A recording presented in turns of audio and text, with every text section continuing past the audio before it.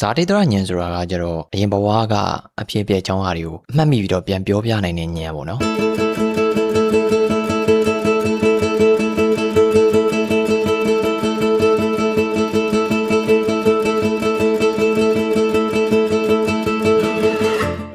ဒီကနေ့ပြောပြမယ့်ဇာတ်လမ်းထဲမှာလူလူဇန်တယောက်အကြောင်းအဲ့လူလူဇန်ကကျတော့ तू ကဇာတိတရဉာဏ်ရှိတာပေါ့အဲ့တော့သူ့ကိုအပြင်လက်တွေ့ကြုံနေတဲ့ကျောင်းဆရာတယောက်အဲ့ကျောင်းဆရာကနေပြီးပြန်ပြောပြထားတဲ့ဇာတ်လမ်းပေါ့နော်ကျောင်းဆရာကိုယ်တိုင်ဒီလိုထူးဆန်းဆန်းကိစ္စတွေကိုမကြုံဘူးဘဝမှာဒါပေမဲ့ဒီတစ်ခေါက်ကတော့သူ့အနေနဲ့တကယ်ကိုမှအံ့ဩခဲ့ရတဲ့ဇာတ်လမ်းတစ်ပုဒ်ပေါ့နော်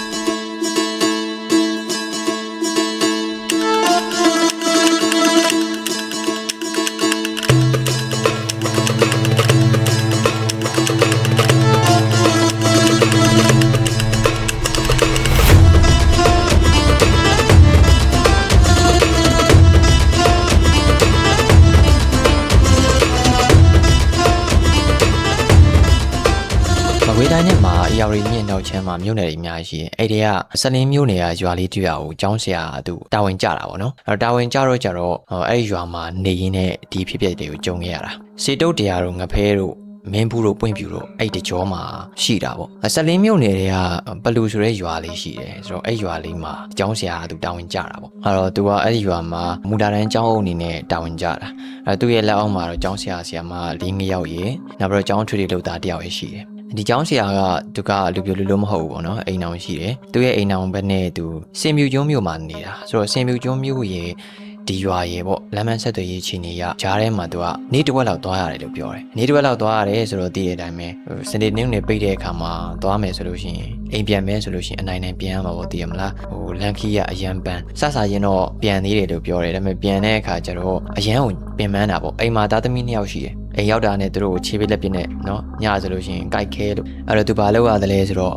စနေနေ့နေပိတ်တိုင်းမှာသူဒီကိုမပြန်ဘူးပေါ့နော်ဆိုတော့ရွာထဲမှာပဲကုတ်ကပ်ပြီးတော့နေတာပေါ့အဲ့လိုနေနဲ့ရွာသူတွေနဲ့ဒီကျောင်းဆရာကဒါမိတ်ဆွေနော်အရင်ချာတွေဖြစ်လာကြတော့တာပေါ့မိန်းမရှိရဲ့စီကိုတော့တလားကိုတစ်ခါလောက်တော့ပြန်နေပေါ့ဒီလိုနဲ့နောက်ပိုင်းကျတော့စနေနေ့နေကျောင်းပိတ်တဲ့ရက်တွေကျတော့ရွာထဲကြီးပဲပက်လည်နေဖို့အတွက်အဆင်မပြေဘူးလေနော်အချိန်ပိုတွေပါတွေဆိုလို့ရှိရင်သူနေတဲ့အိမ်ကိုကျောင်းသားတွေကိုခေါ်ရဲတဲ့အချိန်ပိုတွေပါတွေပြီးတဲ့အခါကျလို့ရှိရင်တော့ရွာထဲမှာ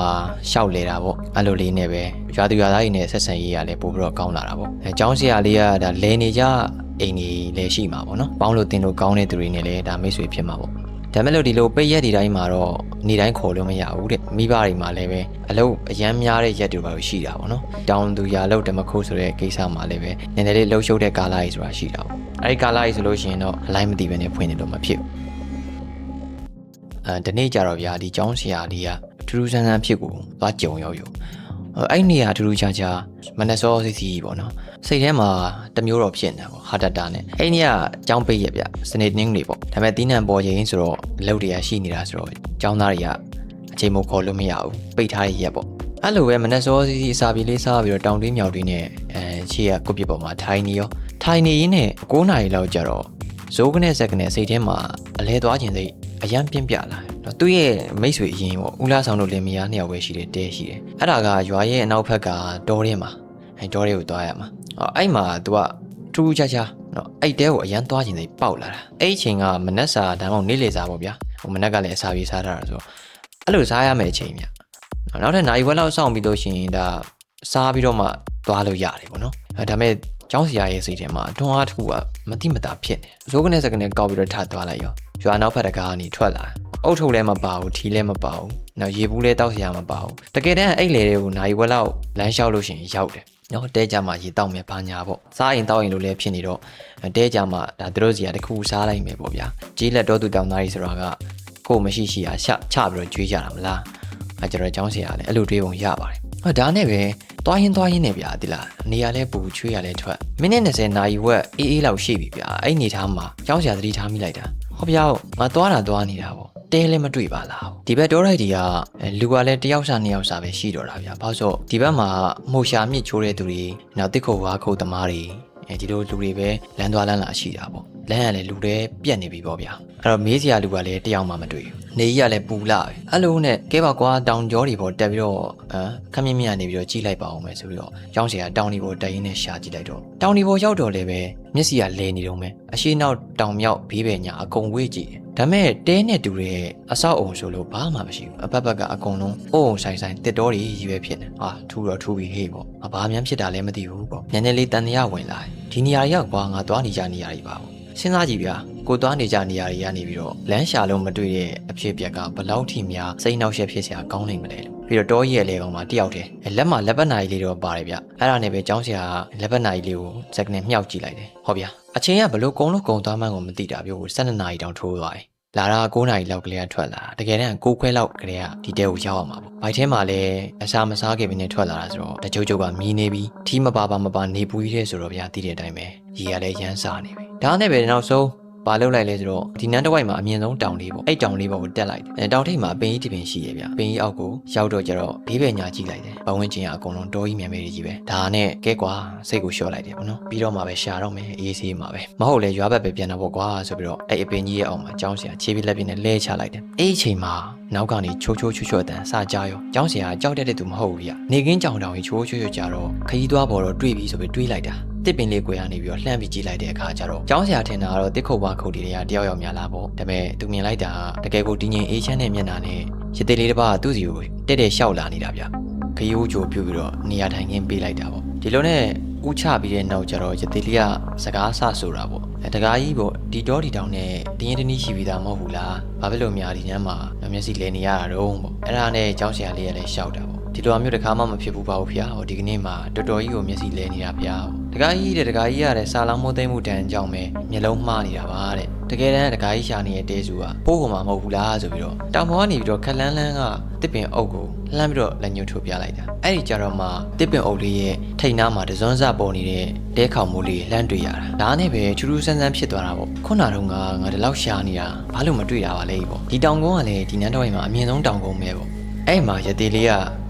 တကားကြီးပေါ့ရသေးလေးရဲ့ကျောင်းသင်ခန်းကိုခဏလိုက်ခဲ့ပါလားတကားကြီးလည်းစားလောင်နေလောက်ပြီတဲစီရောက်ဖို့ကအတော်လေးလှမ်းသေးတယ်ဒီတောင်ကနေဆင်းပြီးတော့ခလန်းလန်းထိဆက်သွားရအောင်ပါစားလောင်မသိမှုတန်နဲ့တော်တော်ဒုက္ခရောက်လိမ့်မယ်ဆိုပြီးတော့အမှရသေးလေးကနေပြီးတော့သူ့ရဲ့ကျောင်းကိုလာဖို့ဖိတ်ရောစားလဲစားနေတာဆိုတော့မငင်းနိုင်မနဲ့ကျောင်းဆရာတခါတည်းလိုက်သွားတယ်ဒီလိုနဲ့ပဲ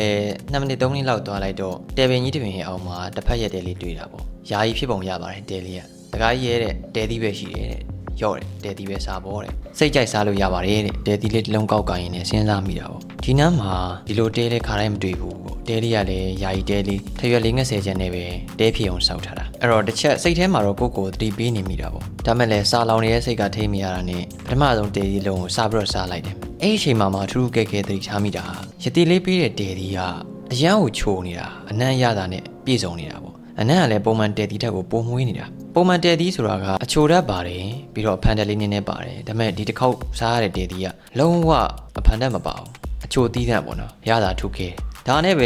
အစားကောင်းတောက်ကောင်းတွေ့တဲ့အချိန်မှာစားနေတဲ့အချိန်ဆိုတော့ကျန်တဲ့ဟာမစင်းစားမိဘူးပေါ့စက်တိုက်စားလိုက်တယ်ပေါ့တဲသီး25လုံးလောက်ထိကိုစားလိုက်တယ်ဒီလိုနဲ့အတော်လေးဝသွားပြီဆိုတော့မှဗိုလ်တီကျောင်းနဲ့လှုပ်ထားတဲ့ရေတကောင်လေးတစ်ခုကိုလမ်းပြီးတော့ကန်ပေးလိုက်တယ်အဲ့ဒါနဲ့ပဲဒီယူပြီးတော့တကြိုက်ထဲမော့ချလိုက်တာရေကလည်းအယောင်အေးစိတ်နေပြီးတော့ပါဇက်ထဲမှာချိုးပြီးတော့ကိုဆင်းသွားတာပေါ့တဲသီးလဲစားလိုက်ရပြီရေလဲတောက်လိုက်ရပြီဆိုတော့အတော်လေးကိုလန်းဆန်းသွားတာပေါ့ဒါနဲ့ပဲကျောင်းဆရာလည်းရသေးလေးကိုဒုတိယအကြိမ်ဦးချပြီးတော့ကြောလိုက်တာသူ့ကိုဒါကျွေးမွေးဆောင်ရှောက်ပြစုတဲ့အတွက်ပေါ့နော်ရသေးလေးကိုတေချာလေးကိုဦးချလိုက်တယ်ရသေးလေးကလည်းဘလို့လဲပြည့်စုံပြီလားတကားလေးဆိုတော့မေးတာပေါ့တင်းမတပည့်တော်ဝါသွားပါပြီဖေပေါ့ကျောင်းဆရာကလည်းအဲ့မှာရသေးလေးကပြောတာပေါ့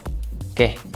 ဝါသွားပြီဆိုရင်မေးရအောင်မယ်တကားကြီးကျုပ်ပေးတဲ့တဲသီးနဲ့ကျုပ်တိုက်တဲ့ရေကအရင်ကထက်အနံ့ရတာနဲ့ပြည့်စုံလာပါကြီးရဲ့ကောင်းပါကြီးရဲ့ဆိုပြီးတော့မတွေးမိဘူးလားရေကလည်းချိုမြနေလို့မခံစားမိဘူးလားဆိုပြီးတော့မေးတယ်ကျောင်းဆရာလည်းစက်ကနေဆိုလန့်သွားတာပေါ့ဟုတ်ဆိုသူကခုနကမှအဲ့လိုပဲတွေးနေတော့ရှိသေးတယ်ရတိကအခုလိုမေးလာတဲ့အခါမှာတော့မဆိုင်မတော့ပဲဝင်ခံလိုက်ရတာပေါ့တင်မဖေဟာဟုတ်ပါတယ်ဖေဟာတပည့်တော့အဲ့လိုတွေးနေတာပါဖေဟာပေါ့အဲ့မှာရတိကမထူးဆန်းမှနဲ့တကာကြီးရဲ့တဲ့တကာကြီးကအရန်ကိုစားလောင်မောပန်းနွမ်းနေနေတဲ့အခါမှာရတိကလည်းပဲစေနာတရားတရားအပြည့်နဲ့ကျွေးမွေးစွန့်ချဲတဲ့အခါမှာဒီနှစ်ခုတိုက်ဆိုင်သွားပြီးတော့ပုံမှန်ထက်အရသာထူးခဲသွားတာပါတဲ့ဘာမှထူးထူးခြားခြားမဟုတ်ပါဘူးတဲ့ရတိလေးကအဲ့လိုမိန်ကြားလိုက်တာတဆက်တဲ့စိတ်ထဲမှာတွေးနေမိတာပေါ့ပေါ့ရသေးလေးကြည့်ရတာနုနယ်ငယ်ရွယ်ပြိုမြစ်သေးတယ်ပေါ့ဒီတော့ဒီတောင်မှာဘယ်တော့မှများဘယ်လိုကြွလာတာလဲဘယ်ရက်ကနေပြီးတော့များဒီဒေတာကိုကြွချီလာလဲမသိဘူးပေါ့စိတ်ထဲမှာ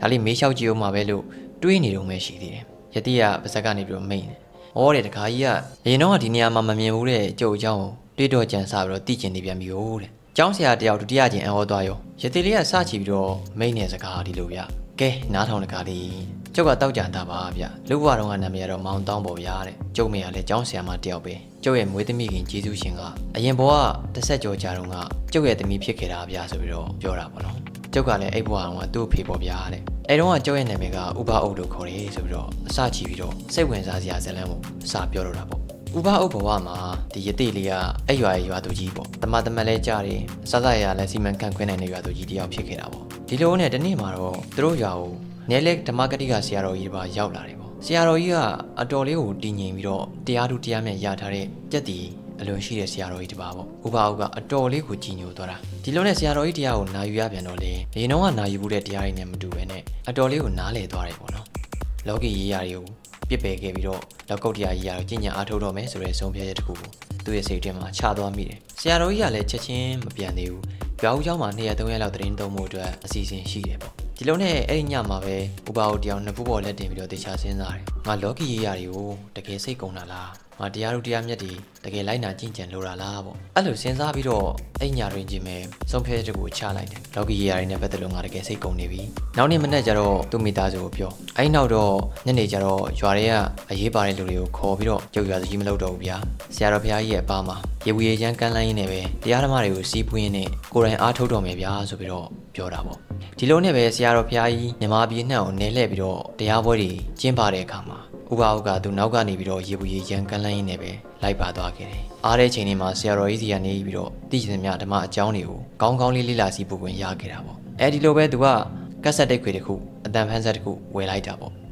ဝယ်ပြီးတော့ဆရာတော်ဘုရားကြီးရဲ့ဟောသမျှတရားတိုင်းကိုသူကအဲ့ဒီကက်ဆက်တိတ်ခွေနဲ့ပဲအတန်ဖန်းထားခဲ့တာဒီလိုနဲ့ပဲဒီနေ့ကျတော့အသက်အရွယ်လေးလည်းရလာပြီကိုကဝင်တော့ဝင်ဖို့တစ်ခုပြန်ဖြစ်လာပြီဆိုတဲ့အခါမှာတော့ဥပအုပ်ကရွာပြန်ပြီးတော့ပဲကောင်းချတော့မယ်ဆိုပြီးဆုံးဖြတ်လိုက်တယ်ဒီလိုနဲ့ဆရာတော်ဘုရားကြီးကိုရှောက်ပြီးတော့ရွာမှာရှိတဲ့အမျိုးတွေစီကိုလှမ်းကြောင်ကြားရွာကိုပြန်လာခဲ့တယ်ပေါ့ရွာမှာဥပအုပ်ကသူတခြားလုံးစုလာတဲ့တိတ်ခွေကြီးတရားနာဖို့အတွက်အမြဲတမ်းဖွင့်ပေးလေးရှိတယ်ကက်ဆက်ကြီးနဲ့ပေါ့သူကိုယ်တိုင်ကလည်းအမြဲတမ်းဘုရားတရားနဲ့နေတဲ့လူကြီးတယောက်ဖြစ်အဲ့တိတ်ခွေကြီးကိုရွာလူတွေကိုတော်တော်ကြီးကိုနေထိုင်နိုင်ခဲ့တာပေါ့ဒါပေမဲ့ဇေယျဆိုတာကတနေ့ကြာလို့ရှိရင်တဖြည်းဖြည်းနဲ့အိုရမှာတဖြည်းဖြည်းနဲ့နားရမှာတဖြည်းဖြည်းနဲ့သေရမှာဆိုတော့ဥပအုပ်လည်းဇေယျဆိုတဲ့အရာကြီးကိုရှောင်လဲလို့မရခဲ့ပါဘူးဒါပေမဲ့ရှေ့မှာကြင့်ကြံထားတဲ့အကျင့်သီလတွေပါရမီထုံတွေကသူ့ရဲ့ဇေယျထောင်းတဲ့အခါမှာဖြစ်ပေါ်လာတဲ့ယောဂဝေဒနာတွေအကုန်လုံးကြော်လွန်ပြီးတော့နှလုံးသွင်းနိုင်တဲ့အထိသူကကြင့်ကြံနိုင်ခဲ့ပြီပေါ့ဒီလိုနဲ့ပဲယောဂဝေဒနာတွေဘယ်လောက်နာကျင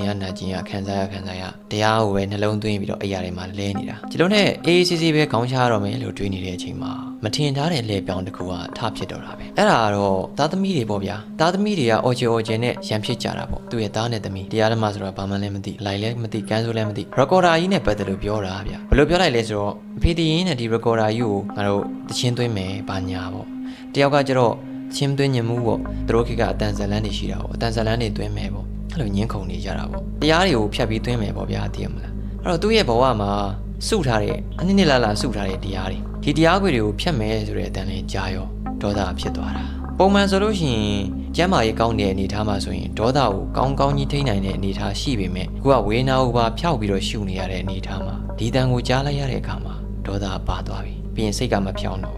နောက်ထပ်2ရက်3ရက်အတွင်းမှာပဲဥပအုပ်ကဆုံးပါသွားပါလေရောဒီအတန်သွင်းတိတ်ခွေကြီးကိုဆွဲလန်းတဲ့စိတ်က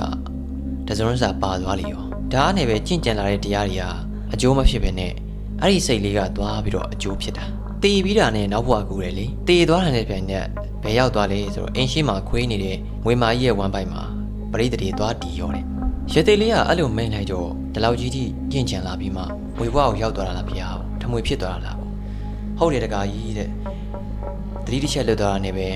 ထမွေဘဝကိုရောက်သွားခဲ့တာတဲ့အဲ့လိုပြောပြီးတော့အဲ့ဆိုလို့ရှိရင်ဆက်ပြောပါအောင်ဖျားတယ်တပြည့်တော့စိတ်ဝင်စားတယ်ဖျားဆိုတော့ဒီလုံနဲ့ပဲပေါ့တကားကြီးရဲ့တဲ့ထမွေဖြစ်သွားတော့ထမွေဘွားနဲ့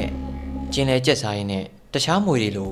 တွေ့ကြရနေတဲ့မွေမဟုတ်ဘူးတဲ့ဒီတိတ်ခွေပုံကြားထဲမှာတိတ်ခွေဆောင်မွေလေးဖြစ်တာပေါ့နော်တိတ်ခွေတွေကအပုံလိုက်ကြီးရှိတာကိုစားတဲ့ချိန်ကလွဲလို့ကျန်တဲ့ချိန်ဆိုလို့ရှိရင်ပြန်လာခွေတာဒီတိတ်ခွေပုံတွေကြားထဲမှာပဲလာခွေတာတဲ့အိမ်ကသားသမီးတွေကလည်းသူတို့ပြောတာပါတဲ့ဒီတိတ်ခွေပုံတွေကိုထိတောင်မကြည့်ကြဘူးတဲ့ဒီလုံးနဲ့တစ်နှစ်လောက်လဲကြာရောအလှည့်ပြောင်းတစ်ခုဖြစ်သွားတယ်အဲ့ဒါဘာလဲဆိုတော့ဒီကက်ဆက်လေးဝယ်လာတဲ့ဥပအုပ်ရဲ့မိတ်ဆွေတိုင်းစီဆရာကြီးပဲအဲ့တိုင်းစီဆရာကြီးကကက်ဆက်လေးဝယ်လာတော့ဥပအုပ်ရဲ့တရားတွေကို ကူးရရင်ကောင်းမှာပဲဆိုတော့စိတ်ဖြစ်တာပေါ့နော်ဖြစ်တော့ကြတော့သူ့မိသားစုစီကိုတွားပြီးတော့ခွင့်တောင်းတာပေါ့ဥပအုပ်ရဲ့တရားခွေတွေကက်ဆက်ခွေတွေပြန်ကူးပြရစီဆိုပြီးတော့ခွင့်တောင်းလိုက်တယ်အဲ့မှာအနည်းနဲ့လာကြောင်ထိုးထားတဲ့ကက်ဆက်ပုံကြီးကိုတွားပြီးတော့မွေနောက်ရှာဖွေကြတာပေါ့အဲ့အချိန်မှာအောက်မှာခွေနေတဲ့မွေကိုတွေ့ပါလိမ့်ရောမွေဆိုတဲ့အမျိုးကလည်းမြင်ရတဲ့သူတိုင်းကိုအထိတ်တလန့်ဖြစ်စေတဲ့တော်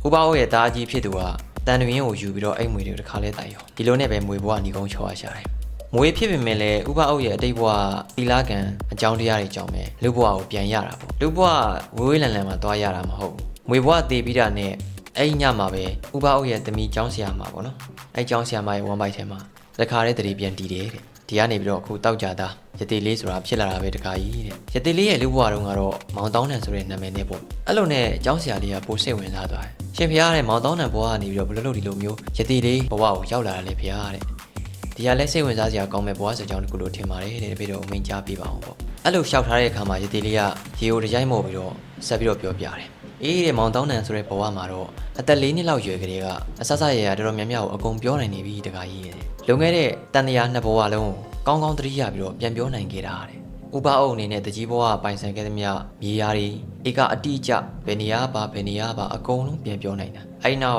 ကက်ဆက်ဖွင့်ပြီးပိန်ကြီးတွေအစဘယ်သူမှမသိမနေဘူးတော့တက်နေတော့တာတဲ့အဲ့ဒါတွေအကုန်လုံးလှုပ်ပြလိုက်တော့အိမ်ရလူတွေကလည်းထူးထူးခြားခြားအန်အောဝမ်းသာဖြစ်သွားကြတယ်တဲ့တစ်ဖက်မှာလည်းဒီဟာတွေကိုမှတ်မိတာနဲ့အတူတူအဖန်ဖန်အထက်ထက်ကြင့်ကြံခဲ့တဲ့တရားတွေကလည်းဘယ်မေ့လို့ရမလဲဒီဘဝမှာလည်းပေါ်တာပေါ့ဖြစ်တဲ့ပြက်တဲ့တရားသဘောတွေအကုန်လုံး၄နှစ်သားရွယ်ကလေးကကောင်းကောင်းကြီးတည်နေတဲ့အခါမှာအဲ့တော့9နှစ်လောက်ရွယ်မှာ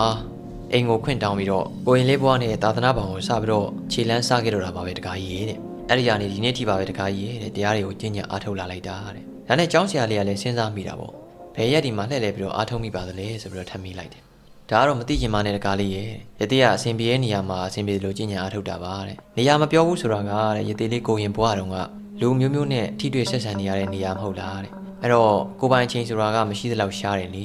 ေပြီးတော့ကိုရင်ဘွားမှာဝင်းကြီးတွေထိန်းရတာလည်းအလွန်များတယ်လူလောကကြီးနဲ့လည်းအဆက်ဆက်အယမ်းမလုပ်ရတဲ့ဝင်းကြီးလည်းအများကြီးမထိန်းရတဲ့ရသေးဘွားကိုကူပြောင်းလာခဲ့တာပါပဲတကားကြီးတဲ့ဒီလိုနဲ့ကျောင်းဆရာလေးကလည်းတပံပြန်မေးလိုက်တယ်ပေါ့ရှင်ဖျားတဲ့အဲ့ဆိုရှင်ဖျားရဲ့မိဘတွေကရောတဲ့ဘယ်လိုဆက်နေကြပါသလဲဖျားပေါ့ရှိကြပါသေးလားဖျားအဲ့မှာပြန်ဖြေလိုက်တဲ့စကလုံးကအလွန်ကိုထူးဆန်းအံ့ဩဖွယ်ရာအတိပဲရသေးရဲ့မိဘတွေကတော့လွန်ခဲ့တဲ့260လောက်ကလေးကကွယ်လွန်သွားခဲ့ကြပါပြီတဲ့အဲ့လိုပြောလိုက်တဲ့အချိန်မှာအတော်ကြီးကိုအံ့ဩသွားရတာပေါ့ဘာလို့လဲဆိုတော့ရသေးလေးကိုကြည့်လိုက်တဲ့အခါမှာအတော်လေးကိုငယ်ရွယ်ပြိုမြစ်ပြီးတော့အခုမှအသက်30ကျော်35 40လောက်ပဲရှိသေးတယ်ပေါ့အဲ့လိုအနေထားလောက်လေးမှာသူ့မိဘတွေဆုံးတာကလွန်ခဲ့တဲ့အနှစ်60လောက်ကလေးကဆိုတော့စဉ်းစားတာကြည့်တော့ပေါ့ရသေးလေးရဲ့အသက်ကအတော်လေးကိုခံမရခက်ခဲသွားတယ်အဲ့ဒီအချိန်မှာရသေးလေးကကျောင်းဆရာလေးရဲ့အတွေ့ကိုသိနေတဲ့အတိုင်းပဲဘာမှတွေးထင်မနေတဲ့တကားလေးတဲ့အသက်အရွယ်ဆိုတာကပညာချက်တွေပါပဲဆိုပြီးတော့ပြန်မိတ်တာပေါ့တကားလေးလည်းခီးဆက်အောင်တော့တဲ့စာလောင်မသိမ့်မှုပြေပြောက်သွားပြီဆိုတော့တကားလေးလည်းလူရခီးကိုရောက်ပါလိမ့်မယ်ဆိုပြီးတော့ရသေးလေးကနှင်းလွတ်တာပေါ့အဲ့လိုနဲ့ပဲရသေးလေးကိုအုံငိန်ချပြီးတော့အတွေးပေါင်း1600နဲ့ဆရာလေးလည်းခြေတုံချတုံနဲ့ပဲကျောင်းသင်ခန်းလေးကိုကြောခိုင်းပြီးတော့ထွက်လာခဲ့တယ်ဒီလိုနဲ့ပဲတအောင်လောက်လမ်းလျှောက်လာလိုက်တာတောင်မောကနေပြီးတော့တစ်ခုတ်ပြီးတော့ပြန်လာတဲ့မောင်ညုံနဲ့တွေ့ရောမောင်ညုံကလမ်းမိတာပေါ့ဆရာလေးဘယ်ကနေပြန်လာတာလဲပေါ့ဆရာလေးကလည်းခုနအဖြစ်ကျောင်းကုံစင်ကိုအကုန်ပြောပြလိုက်တာပေါ့မင်းကွာရသေးလေးကအိတ်တော်ရဲ့ဝင်သွားတာကွာတဲ့မင်းအိတ်တော်ရဲ့ထွက်လာတာပဲတဲ့မတွေ့ဘူးလားတဲ့မောင်ညုံကလည်းဟာဆရာလေးကကျွန်တော်ဖြစ်များတဲ့ဒီနေ့လုံးတယောက်မှကိုမတွေ့မိပါဘူးတဲ့ပြီးတော့ဒီနေ့တစ်ဝိုက်မှာကျင်းနေလာတာကြာပါပြီဗျာရသေးဆိုတဲ့အရေးရောင်တခါမှကိုမတွေ့ဘူးပါဘူးဆရာလေးရဲ့ဆရာလေးဟိုရောဟိုရလာပေါ့ဆရာလေးတစ်ပင်ရင်မှာမောမောနဲ့အိပ်ပျော်သွားပြီးတော့အိမ်မက်တွေပါရင်များမှတ်နာလားမသိပါဘူးဆရာလေးရေလို့ပြောလိုက်တဲ့အခါမှာဆရာလည်းအီလဲလဲဖြစ်သွားတာဟာမင်းမဟုတ်ဘူးကွာတဲ့လာတဲ့ငါလိုက်ပြမယ်တဲ့အဲ့တဲနာကိုလိုက်ပြမယ်တဲ့တဲသီးခွန်နေရှိအောင်ပါဆိုပြီးတော့အဲ့မှာလိုက်ပြတော့မှတဲသီးခွန်နေတကယ်တွေ့တာပေါ့နော်ဟာတဲ့အိမ်မက်တာမဟုတ်ဘူးပေါ့အဲ့ချိန်ညမှာမောင်ညိုကယုံသွားတာပေါ့ဒီလိုနဲ့ပဲမောင်ညိုနဲ့လမ်းခွဲပြီးတော့သူသွားရင်လည်းမိတ်ဆွေကြီးတို့ရဲ့လင်မယားရဲ့တဲကိုသွားရောအဲ့ဒီတဲမှာလည်းမေးမြန်ကြည့်တဲ့အခါမှာတခါမှမတွေ့ဘူးပါဘူးဗျာတဲ့ကျွန်တော်ဒီနားမှာနေတာကြာပါပြီဆိုပြီးတော့ပြောတယ်ပေါ့အဲ့ဒါနဲ့ပဲဘေရီဆန်ဆန်နဲ့ဒီเจ้าရာခေါင်းထဲမှာမေးခွန်းတစ်ခုဖြစ်ပြီးတော့ကြံရစ်ခဲ့ရောဟောငါတယောက်တည်းတွေ့တာပေါ့နော်နာဘာဝများလားပေါ့ဒီလိုပဲပေါ့ကိုတယောက်တည်းတွေ့ပြီးတော့တခြားသူတွေကမတွေ့ဘူးဆိုတော့ဒီကိစ္စကြီးကအတော်ထူးဆန်းတဲ့ကိစ္စကြီးပေါ့အဲ့ဒါနဲ့ပဲညနေဆောင်တော့ရွာထဲကိုပြန်လာခဲ့လိုက်ရောရေမိုးလေးပါလေးချိုးပြီးတော့ရွာတကြီးအိမ်ကိုသွားရဲရွာကြီးဆွေးနွေးကြတဲ့ညဘက်ရင်းနေချမ်းဝိုင်းပေါ့ဗျာရွာတယောက်တလေများဒီเจ้าကိစ္စနဲ့ပတ်သက်လို့ကြားဘူးနားဝရှိမလားဆိုပြီးတော့နေလေအကြုံခဲ့တဲ့အကြောင်းကိုပြန်ပြီးတော့ဖောက်သေးချတာပေါ့အဲ့ဒီမှာဗျာရွာလူကြီးကပြောပြတယ်ဘသူယုံမယုံများတဲ့ကျုပ်ကတော့ယုံနေပြီတဲ့ရသေးလေးရတဲ့တအားချိုတဲ့တဲသီးတွေကျွေးပြီးတော့တဲ့အရန်ကိုရတာရှိတဲ့ရေလေးပါတိုက်လိုက်တယ်မလားဗျာတဲ့ ကျောင်းဆရာလေးလည်းဝမ်းသာသွားတာပေါ့ကျွန်တော်ကတဲ့လွန်ခဲ့တဲ့အနှစ်20လောက်ကကျွန်တော်ရဲ့နွားကျောင်းသားဘဝတုန်းကတောင်ချီမှာမျက်စိလဲလမ်းမနေတုန်းမှာဒီလိုပဲတစ်ခေါက်ကြုံခဲ့ဦးတယ်ဗျာကျွန်တော်ကတော့ဗျာတဲ့ဆရာလေးလိုဇက်ကြောင်းကုံစင်မေးမြန်းတဲ့သူမဟုတ်တော့တယ်ဒီဇက်လန်းတွေကတော့မသိခဲ့ဘူးဗျာတဲ့အခုဆရာလေးပြောမှဇက်ကြောင်းကုံစင်ကိုသိရတာတဲ့ကျွန်တော်လည်းတကယ်ကြုံခဲ့ဘူးလေအဲ့တော့ကလည်းရေသေးလေးကအခုဆရာလေးပြောလို့ပဲငငယ်ရွယ်နုနုပြူပြူလေးပဲဗျာတဲ့အခုထိလည်းမအိုသေးဘူးဆိုတော့တဲ့အရန်ထူးဆန်းနေတော့တယ်အတော်ဘေးဒီဖြစ်ခဲ့တဲ့အဖြစ်ပြက်လေးဖြစ်ကျန်ရှိခဲ့တော့တာပေါ့ရေသေးလေးဘယ်မှာရှိရဲဆိုတာကအဓိကမကြပါဘူးတဲ့ရေသေးဘွားနေပဲတန်တရာခီးကိုရှောက်လန်းနေတဲ့တန်တရာခီးသွားတူပါတကားကြီးဆိုပြီးတော့မိန်ကြားသွားခဲ့တာကိုနားထဲမှာပြန်ပြီးတော့ကြားရောက်ရင်းနဲ့မထင်မှတ်တဲ့တန်တရာခီးတဲ့တပါးနဲ့ရေဆက်ဆောင်လို့ကြုံတွေ့ခဲ့ရတာပါလားဆိုပြီးတော့ဘေရီဆန်ဆန်နဲ့ပဲဒီเจ้าဟာလေးကကြန့်ရှိနေတော့တာပေါ့ဗျာကဲဇလန်လေးကတော့ပြီးပါပြီဗျာကျွန်တော်အားရှိအောင်လို့ကျွန်တော်ကို support ပေးတဲ့အနေနဲ့ channel လေးကို subscribe လုပ်ပေးသွားကြဖို့တောင်းဆိုချင်ပါတယ်ခင်ဗျာအားလုံးကိုကျေးဇူးတင်ပါတယ်